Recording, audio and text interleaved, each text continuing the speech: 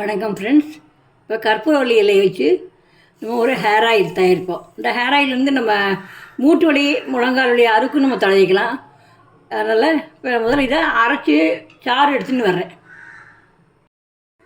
இப்போது அரைச்சி எடுத்தாச்சு. அந்த சாறு வந்து உங்களுக்கு டம்ளருக்கு மேலே அரை டம்ளர் கீழே இருக்குது.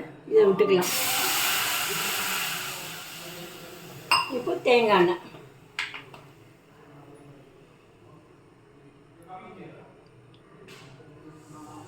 கிட்டத்தட்ட 3/4 டம்ளருக்கு மேலே விடுறேன்.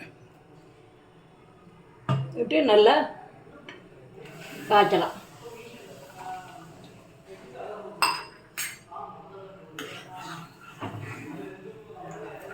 கொஞ்சம் அடுப்பை சிம்மில் வச்சே நீங்கள் நல்லா காய்ச்சணும்.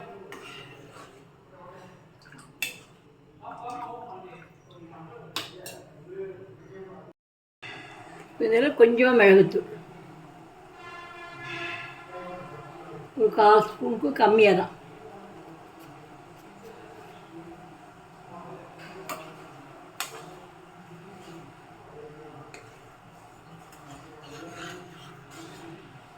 அடுப்பை சிம்மில் தான் வச்சுருக்கேன். சிம்மிலே வச்சு நல்லா பபுள்ஸ்லாம் அடங்கணும். அடங்குற வரைக்கும் நம்ம காய்ச்சணும். இப்போ பபுள்ஸ் வந்துட்டுருக்கு. பபுள்ஸ்லாம் அடங்கணும். பபுள்ஸ்லாம் அடங்குற வரைக்கும் வச்சுருந்து நம்ம அப்புறமா அடுப்பு அணைச்சிடலாம். அடுப்பு வந்து ரொம்ப சிம்மில் தான் வச்சுருக்கேன்.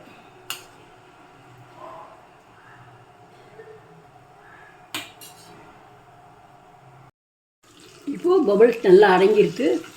இப்போ நம்ம அடுப்பு அணைச்சிடலாம். அணைச்சிட்டு அப்படியே இன்றைக்கி நைட் ஃபுல்லாக வச்சிடலாம்.